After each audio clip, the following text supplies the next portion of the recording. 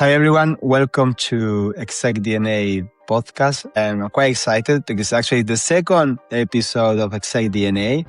As you know, we're building an executive intelligence platform. Also, we're bringing everything together, the community and the podcast and the product. So I'm very excited. And also because Nicole Alos is our second guest and the ExactDNA podcast. She's an executive coach. She's a founder and as well executive. She has more than 20 years of experience in leadership.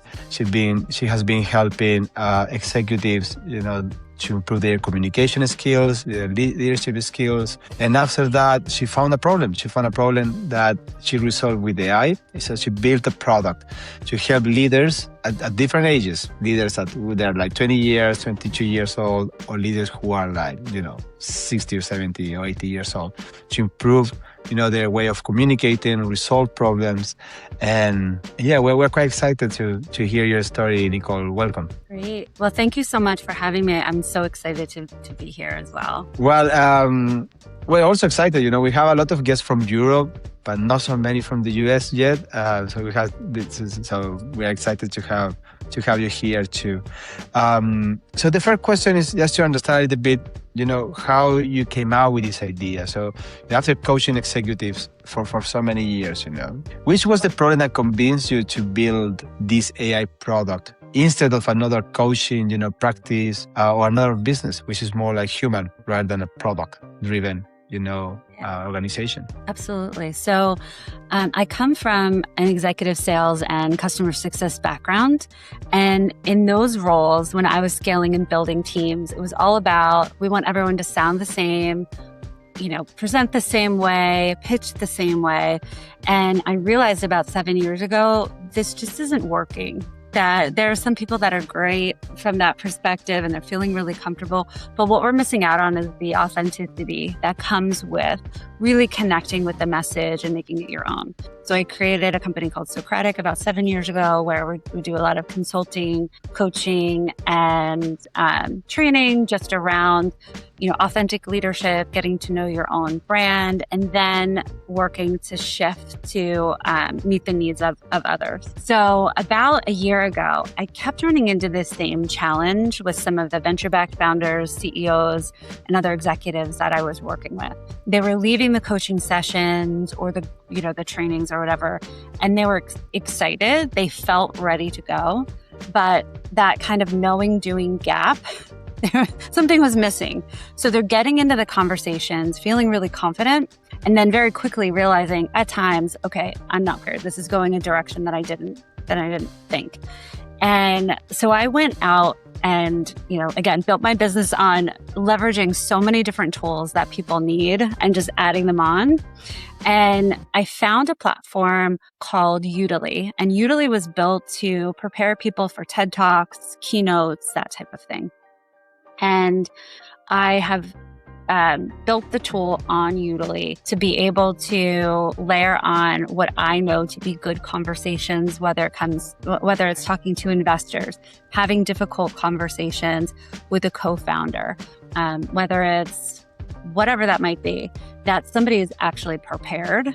And I've done a lot of work on the back end to layer in what it's like to work with me, as well as a lot of best practices. So that is in the scenarios that you'll interact with, as well as the rubric. So what does a good conversation sound like? And it allowed me to kind of close that gap because people can practice an hour before their conversation, and they can get real-time feedback in terms of scoring and suggestions in a way that's scalable, and they're not waiting for a coach to make that happen. So I don't think I've lost the human element at all, but the AI is able to have some conversations that I would never be able to. So super excited about it. Nice. When did you start this? I started in November of last year and have been building ever since. Are you still building it, or is already launched? It's an MVP, it's beta? Which is the stage? Yeah, so we're in beta right now, and we have some paying customers, but we're in beta for the CEO founder space, and the launch will be September 1st. So nice. Oh, this is very quick. Coming up. Nice. And coming back a little bit to your past, because talking a little bit about your past, because you look very young. I don't know why it says more than 20 years of experience. 20 years of experience. but yeah, you've been working with many years with executives, right? And in all this period, how do you separate between what separates exceptional leaders from just competent managers in terms of communication, which is your thing? Well, I think it goes even deeper than what they're saying. It's this belief that they can always improve as a leader. They can always improve as a founder. And the ability to know what they don't know and be somewhat humble is really at the foundation of some of the best leaders that I've worked with. And that's something that you can't always teach. Getting people to convince that they need to focus on something or kind of push through this sort of the pain that could come with role play or trying something new. So that piece I think is incredibly important. What do you think about the listen skill? Is that very important? Is that very important to communicate very well or not? Are they related? Absolutely. And I think it takes... I got my executive coaching certification a couple years ago, and I've always been a problem solver. Like, okay, give it to me and I'll figure it out. And the reason why I got my certification was less about coaching, because I'd been doing this for such a long time, but it's about the blind spot that I saw of being curious and coming in saying, I have the answers, here's how you solve it. And that really forced me to ask questions and to listen. So I think if you realize that there's value in other people's opinions and other people's viewpoints on your team or even, in your orbit, then you'll intuitively listen and you'll intuitively get curious and not listen so that you can respond with something that seems great for you. You're genuinely curious about other ideas that someone might have. With how many companies have you worked so far, or people's executives during your career? Just a rough number, just to have an idea. I don't know, hundreds probably at this point. And I've also been on the other side too. So yeah, I would say probably 100 plus. 100 plus. Yeah, wow, sure. That's very good. A very good experience. So now, with all this knowledge, you found this problem. You said, I'm going to build this product to help C-suite or anyone, just not C-suite, because I think that this obviously that's your niche, because that's your niche basically. But this can be used by anyone, I imagine, because it's to resolve complicated conversations. As we talked before the meeting, before the episode, we were saying, when now we have like CEOs who are very young, 21 years old, 22 years old. They're very good technically. They're building, very good products. They are raising, 50 million, 80 million, but they don't have the experience to manage these conversations, right? Or to negotiate, with very senior people who have done this, 300 times. So I imagine that the platform helped them to prepare these conversations. Absolutely. And I think being able there is some value to coming in with fresh eyes too, right? So if we can leverage that technical expertise and that passion about whatever they're building in a way that also communicates that in a very intentional way, then that founder is truly unstoppable. So that's really what we've been focusing on from that subset. But it's interesting because early founders are often rewarded for you're moving quickly, you're being really certain, you're making decisions by yourself, you're protecting quality through direct control. And then when they get funding, or they're close to getting funding, now we're asking them to operate in a very different way. Kind of like we reward individual contributors by giving them leadership roles, but some of the roles and responsibilities are actually opposite of what we need that leader to be. That shift can be really jarring for a lot of people. You often say leaders don't need more information. They need more readiness. What does it mean? I think that we are... Now, I think in a very positive way, we're in this age of information. Anything we might need we can get through an LLM, we can get through search, we can get through podcasts and whatever that might be. But I think that there's a difference between information and good information, good guidance. And I think being able to provide something that allows people to prioritize what makes sense, to prioritize all the feedback that's coming in from founders as well, and then decide this is what good sounds like and practicing against that. And I just think it's a totally different world than it was even like 4 or 5 years ago.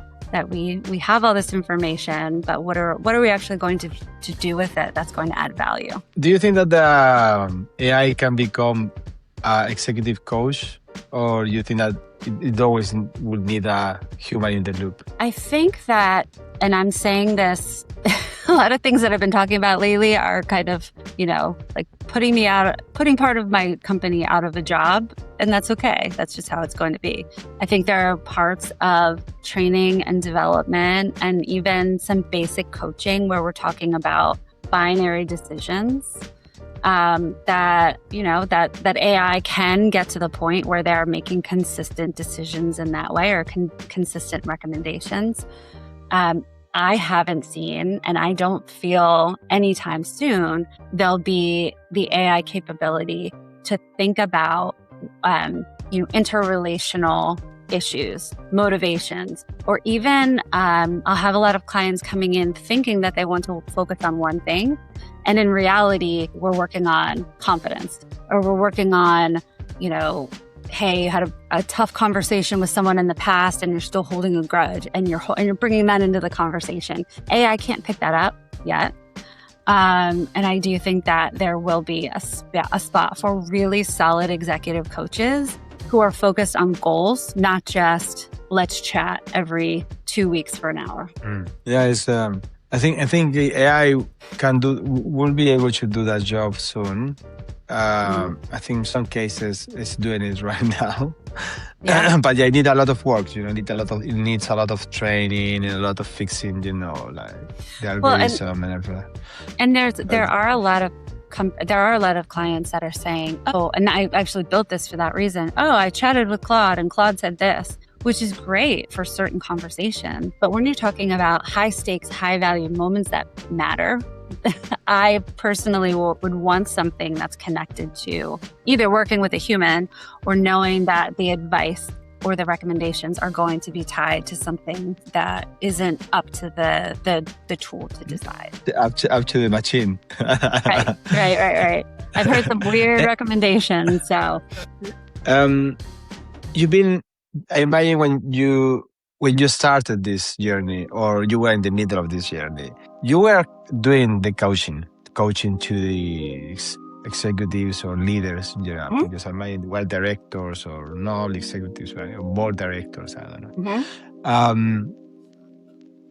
What do you see that were the most typical mistakes in communication that these leaders were doing? Because you were doing the coaching, so you were saying, I imagine that you could see a pattern, right? So, this is actually a lot of people are making the same mistakes, and they're like so high level, they're leading 300 people, 5,000, 60,000, 100,000. And I see these common problems across all of them. Which was that problem? I want to know if I have it.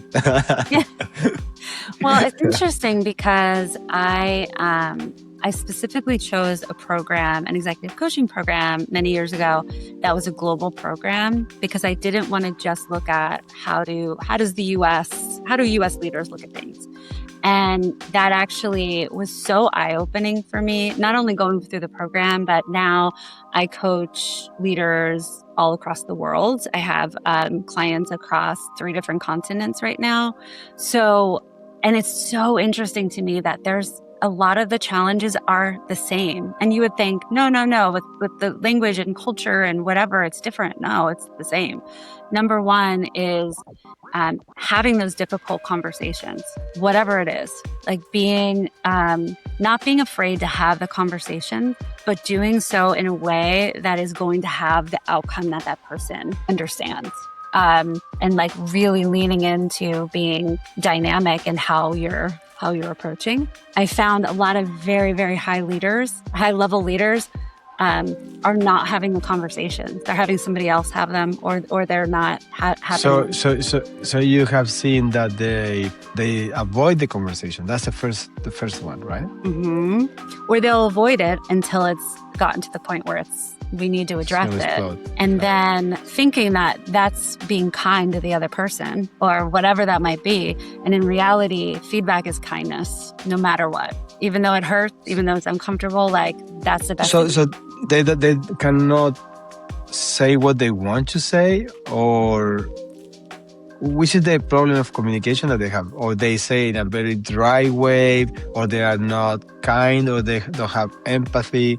Which is the problem that you've seen so far? Or they are like very quick, like 30 seconds and leave it there, boom, and they leave the room? Yeah. So I would say it depends on the person. Oftentimes people will give feedback, positive or negative, in the way that they want it received. So if they're very direct, they'll give it in a very direct way. If they're, there's a guy that I'm coaching right now that he has been very direct and he's gotten feedback that that's not working. So now he's over solving, and now it's not direct at all. And so his natural tendency is direct, but it's not happening. Or there are instances where people don't feel comfortable with the conversation, so they make it too kind, and the other person has no idea that they just had a performance conversation, or that it's written to the level, or that it's written to the level that maybe they're not going to have that job. or maybe they didn't notice that actually they got fired. Yeah, right. And I just feel like the worst thing you could do for someone is to not give them the opportunity to step up and fix it, right? So like that's what I really try to work on with clients, and that's connected to the tool as well. So feedback is one. I think the other piece is having these clear non-negotiables. I ask that of every client. What are your 3 non-negotiables that everyone in the company knows that they absolutely have to do or they can't do? And 90% of the time, either they have them or they have them, but no one else knows about them. And it's like clarity, So. Oh, I mind those people, because honestly, they should get so frustrated if they don't say it, because people are doing things that they don't want or they don't like. Exactly. I thought it was going to be so complex to be coaching these leaders from, and again, I do need to keep in mind the cultural piece and just so many other things, but we are so much more alike than we are different from one another, especially as leaders. So yeah, I have a small business with my brother, and okay. And I always tell him, not always, but I repeat to him what I really hate. And I hate repeating things. I like to say things once. Yeah, I can do it twice. But I cannot be telling you this. No, I get so frustrated. Honestly, it really irritates me. Mm-hmm. Or when people don't do their job well, they're very responsible. I'll deal with that. I don't like it, because if they don't like the job, or they don't like what they're doing, just leave or let's have a conversation. But exactly, it's like, okay, if these are my 3 things, if you're not on board, then better to know now, right? Easier said than done, but what's the hardest conversation that every CEO eventually has to face? I would say when there's something that's not going as planned. So maybe there's, if it's a venture-backed founder and they're not getting the fundraising or whatever that might be, or the CEO that has some bad news to deliver, I think that can be the most difficult conversation, in that there's so much that can kind of make or break the leader, from my perspective, that they can, if they're able to communicate transparently at the level that they are able to, of what's happening, what they know, what they don't know, and what the plan is moving forward. That takes so many skills. That's a very complex conversation. And so I've found that really good leaders are speaking from the heart and already care about what's happening to the team. But then they also are saying, okay, here's our path forward. Here's what I need you to focus on. And I will keep you updated about what that actually what that actually means. Not reading from a PR, the PR company of what I should say, or on the other side saying nothing will change, everything's fine, or even not addressing it. I think that is the hardest and most important conversation to have. Yeah. Wow. When I was younger, I know I look young, but I'm not You so do, young. absolutely. For sure. You're sending me the compliments back now. Once I had to let go 500 people at once. Wow. And after convincing them to do all the changes, reorganization, many changes to save that part of the business. And then there was a moment that, we didn't make it. And then I had to talk with all of them in one place, in a massive room, 500 people. I said, we didn't make it. We had to, it was so difficult. But it was so difficult because I was the leader and I convinced them to do the job, right? And then there was a lot of commitment, working hard, long hours. You create relationship bonds in the end with some people, not with everyone, but with a lot of people, right? Because you are committed, and then you see families. We had the company, we can say the party. For example, we allowed them to come with the family so you can see the family. Some of them were managers, professionals, others were workers. And it's very hard. It's Absolutely. very, very hard to have that conversation. In my case, I think I'm quite. I think I can do it. I don't have problems to do it in a transparent way because they knew the story, right? And while we were involved, we did our best. But it was very, very difficult. Yeah. So I was saying this because of what you were mentioning, and I imagine that depends on the personality as well. It's sometimes very difficult to express. Also feelings, also what you feel. In some cultures, actually, they don't kiss in the street or they don't say "I love you." They don't. So there is a communication. When you said the problems are the same in different cultures, it's true in terms of the professional conversations. But I think also culture, is important, a part of the profiles, because even if I'm where I am, I'm this person. That doesn't mean that the person who's in front of me is like me. We're all different, right? Right. Yeah. Saying that's why to say it's I mind that for you working with so many people, it should be very different. The approach that you're doing to convince them how they can manage the conversation. Absolutely. And I think that had to have been a hard conversation. I haven't had that level where I brought 500 people in and I needed to have that conversation. But, I still remember those big conversations that I've had to have. And the reason why I built the tool in particular is I built it basically for myself. I use it all the time, but I don't want to have those important conversations for the first time in real life. And so there are some conversations you only have once or twice, maybe in your whole career, but they're so important. So how can you, whether you're using a tool or whether you're practicing, I would just recommend doing your due diligence and just making sure that you're ready, because that conversation matters so much, and it can just really influence how people are viewing things. I mean, I don't know if you've seen this, but I've seen leaders give these change conversations, and I'm like, oh my goodness, no, don't say that. And they're thinking they're doing the right thing, but it's not landing. So yeah, it's also emotional intelligence. Well, it's a combination of skills, right? Yeah, empathy, emotional intelligence, and yeah. And, AI automates technical work, right? You see Claude, people, software developers, and everyone's using Claude to do everything right now.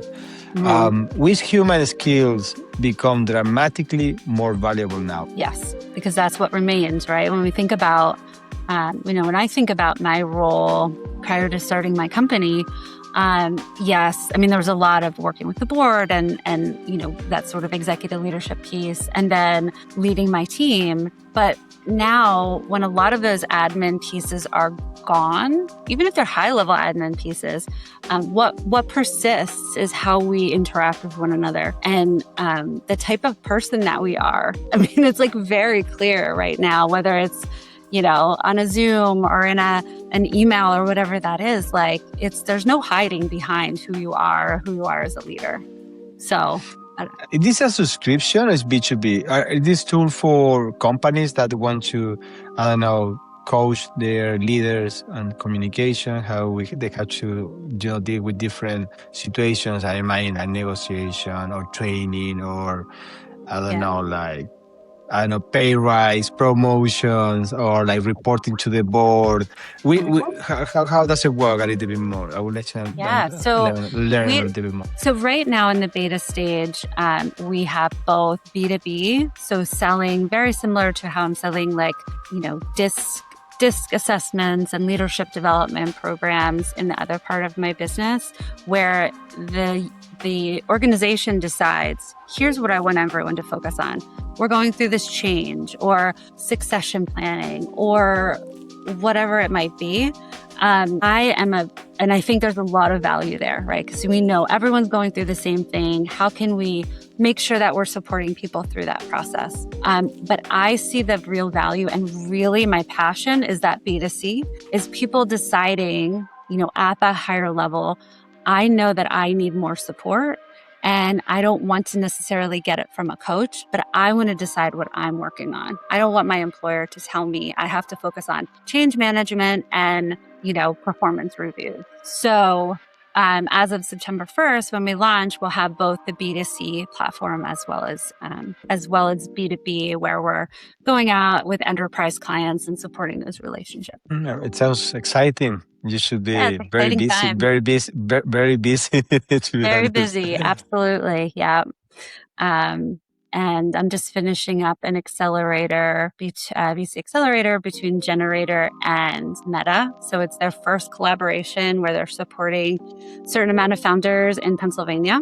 And so that's really given me so many different opportunities to meet with investors and mentors all across the world, which has been incredible. But it all comes down to these next couple months of like, okay, let's make this real. So that's. Are you the CEO? Mm-hmm. Yeah, I'm the CEO founder. I'm all the things. I'm a solo founder as well. Of course. Are you a solo founder? I am. Yep. Really? Wow. Wow. So, that's very difficult. AI has really helped me, in a lot of ways to allow me to do that. Otherwise, I don't know how. But do you have a founder engineer, or who's building the product? So part of it is built on a platform that already exists, and then I've been building in, using no code tools like Lovable, Typeform AI, Descript, all these other tools, and then I'm having a technical person double check on that piece. Okay, this is but that's more of the sort of practice path of how you interact with those, with the role plays. But I've actually built it on a platform that was built for presentations. So it's SOC 2 compliant, completely confidential and that type of thing. So good. So you did a white label, basically. You're using our platform.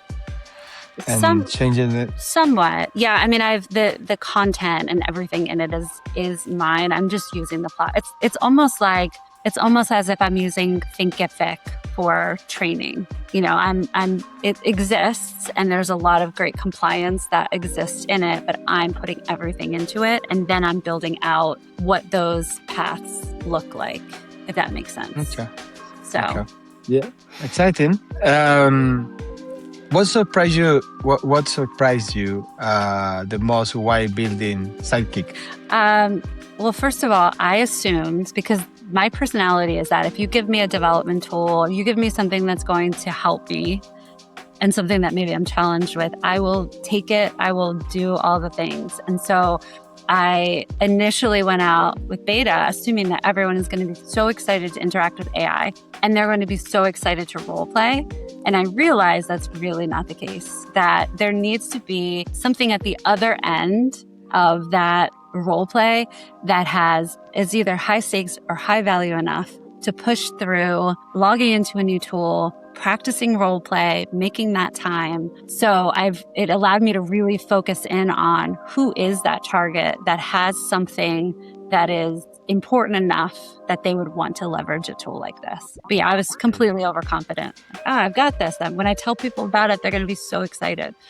So good learning for me for sure. Yeah, well, it's for everyone, like building something and selling it and going to the market, like going to the market strategy, execution plan, and then do it. It's not easy. Also, B2C is a difficult market. Well, both B2B as well. And well, I built a startup back in the days. I'm building another one now. And I have a small business as well, which is totally different. But yeah, I've been having a few experiences, I would say.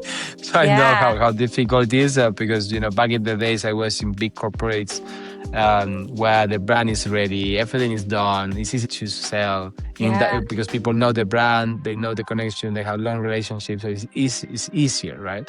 But building something from scratch is totally different. Plus now with AI, there's so many tools coming out, so many things, so many people building new things. So we're going to collapse at some point, I think. And some of the names, I'm cracking up. It's like this... It's like, is this real? Is this real? I have a 10-year-old son, and anytime I hear of a new tool, I'm like, okay, I'm going to tell you this name, and you tell me if it's a real app or if I made it up. And he's pretty good, but some of the names are wild. And I do think that it'll collapse into, but I do think that it's providing significant economic opportunities for women, underserved populations that, I've done a lot of work with the NASDAQ Entrepreneurial Center, helping women get from zero to up and running in a business. So whether it's brick and mortar or whether it's a service business. And, a lot of these people, they're the first people to graduate high school, or they're the first people anywhere around them that have started a business. And so I do feel like these tools will provide, if they know about them, which I've been working on, can provide some significant opportunity and support. So go back a little bit to the leadership questions. Sure. Because I think you have a lot of experience, you've been working with a lot of executives. I think it's very important for them to see and value your experience and how you are transferring this into your new business. And I imagine that you're going to continue with the actual consulting business, right? With the executive, you are doing both in parallel, right? I'm doing both. Yeah, and they're so connected where I'm seeing, this would be amazing to have this. And I am using the tool in my coaching business. So if somebody is coaching with me, they have me all in for 6 months and they have all the tools that I have access to. So we can have a conversation and I can build that scenario for them, especially really busy executives that don't have a lot of time. So, but yeah, I'm still in it for sure. What is the hardest truth you have had to tell to a CEO? The hardest truth that I've had to tell a CEO is that they have a tremendous amount of work to do when they brought me in to sort of fix everyone else. And thankfully, I have no issue with that. So you said to them, before fixing anyone else, I had to fix you, right? Yeah, I mean and I have zero problem having those conversations, but they're not easy. And there are some, and I know I have two paths. My path is I can tell them all the reason, give them a long list of things that I can support or my team can support them on in coaching, like their direct reports, which would bring me more business. Or I can say, you need to get solid in these places and it's impacting your entire team. And sometimes that ends the engagement, and that's okay. But I want to work with people who want to be there, who are going to really take a hard look at themselves. And ultimately, if we're spinning our wheels in another spot when the leader is the issue, then it's just not something that I want to be a part of. What did you have? I mean that you have one in your head, right? The worst one, the worst that you had to. I do. I'm like, that's it. Right? So you have one, right? Mm-hmm. What do you have to fix? What was wrong with that person?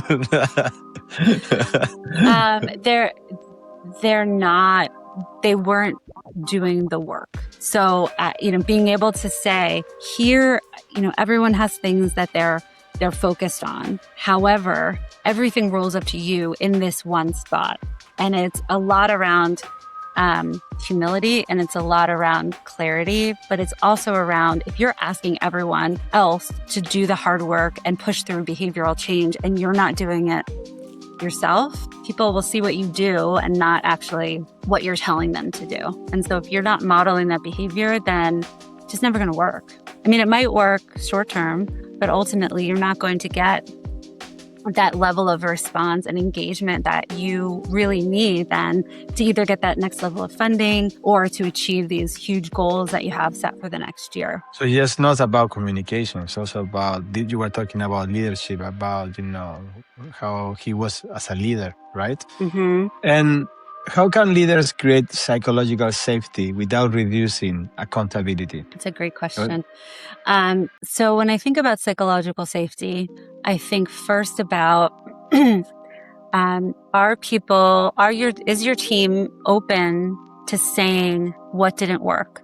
Are they open to taking chances and knowing that you're going to value them for the chances that they're taking, not just for the outcome? And so being able to provide that safe space and understand, and I know that can sound to some leaders like psychological safety, like, no, they just have to do it. Or like safe space, like, so I changed my wording to something that might be a little bit more friendly to that group. But it's really making sure that people feel comfortable raising their hand and saying, we're not doing this the right way, or this doesn't make any sense, or I tried this and I messed up. That is the key. And if you don't have that, then you're not going to be able to provide psychological safety. If they can be open about other things, but they can't be open about something foundational, especially when that information can have a huge influence on the customer experience or, how you're doing against a pipeline or anything like that, then you're kind of stuck. Thank you, Nicole, for your time, for joining the podcast. We're heading to the end. I learned a lot, and I like this topic. I never had this sort of topics here. We have CEO coaches, CEO transition coaches, C-suite coaches, but not about communication. I know they also do leadership and you do other services as well. Like you specialize in different aspects of coaching. But I never talked so much about communication, and it's so important, so relevant, and it's such a relevant skill for leaders, to lead, to communicate, to make things happen, to convince people.